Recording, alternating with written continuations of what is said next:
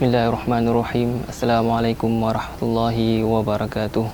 Para pendengar yang dirahmati Allah, ada sebuah tema yang patut kita renungkan, yaitu kesedihan orang beriman di saat akhir bulan Ramadan.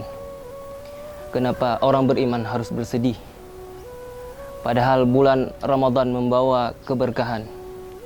Ada poin-poin yang harus kita cermati bahwasanya kesedihan orang-orang yang beriman. Yang pertama, yaitu bulan Ramadan membawa rahmat dan membawa ampunan dan membawa banyak pahala. Bahkan di bulan Ramadan ini, dalam hadis Nabi yang maksudnya di bulan yang lain Allah berikan pahala bagi orang yang berbuat wajib 10 pahala. Namun di bulan yang maha suci ini, yang maha mulia ini, Allah berikan 70 pahala. Diibaratkan orang yang digaji 1 bulan 10 juta, namun di bulan Ramadan ini Allah berikan gaji 70 juta.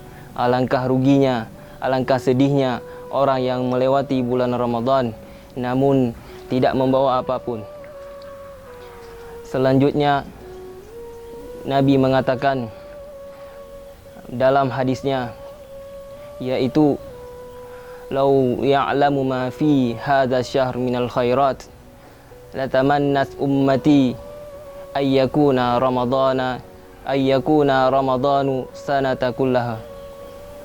Lau ya'lam, jikalau umatku mengetahui bahwasanya kelebihan dan kebaikan di bulan Ramadan ini, maka umatku akan berkeinginan, bercita-cita seluruh tahun Ramadan penuh. Kenapa? Karena di bulan Ramadan ini penuh dengan berkah, penuh dengan pahala.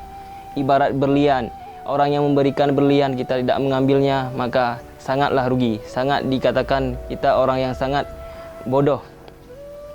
Selanjutnya, para pemirsa yang dirahmati Allah, kesedihan orang beriman di saat ditinggalkan bulan Ramadan, yaitu ancaman Rasulullah sallallahu alaihi wasallam kepada orang yang melewati bulan Ramadan namun dosanya tidak diampuni.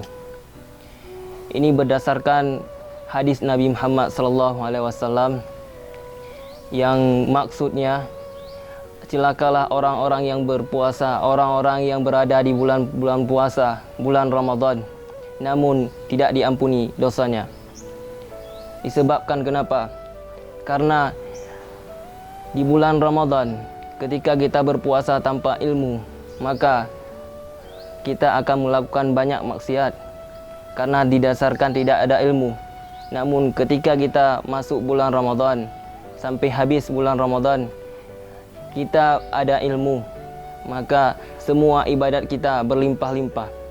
Namun ketika di bulan Ramadan kita tidak ada ilmu, maka dosa dan pahala bercampur-campur sehingga kita tidak tahu bagaimana yang benar dan yang salah, sehingga semuanya walaupun benar kita lakukan, namun di bulan Ramadan kita melakukan dosa, maka dosa yang banyak kita bawa tidak ada ampunan. Maka sungguh rugi bagi kita yang melalui bulan Ramadan ini tanpa diampuni dosanya, karena ini kesempatan emas yang diberikan Allah yang melalui Nabi Muhammad SAW kepada umatnya. Maka kesimpulan dari kesedihan orang Islam, orang beriman di saat ditinggalkan bulan Ramadan, yang pertama, meninggalkan bulan suci Ramadan yang penuh berkah, penuh pahala tanpa mengambil hikmah, tanpa beribadah, tanpa bertadarus Al-Quran, tanpa berzikir, tanpa solat tarawih dan ibadah-ibadah sunat lainnya. Yang kedua, kita melalui bulan Ramadan sangat disedihkan jikalau kita masuk bulan Ramadan, habis bulan Ramadan, hari berganti hari. Namun di habis bulan Ramadan, di penghujung bulan Ramadan, kita tidak mendapatkan ampunan Allah. Na'udzubillahi min zalik. Ada sebuah pepatah yang mengatakan, kun rabbaniyan wala takun ramadaniyan. Jangan kita menjadi hamba Ramadan. Bagaimana maksudnya? Kita hanya beribadah di bulan Ramadan, namun tidak menjadikan ibadah kita di luar Ramadan. seperti bulan Ramadan, maka rugi kita sebagai orang-orang yang beriman. Kita jadikan momen Ramadan ini menjadikan momen kita di luar Ramadan. Sekian tausiah singkat. Wabillahi taufik wal hidayah. Astaghfirukum. Wassalamualaikum warahmatullahi wabarakatuh.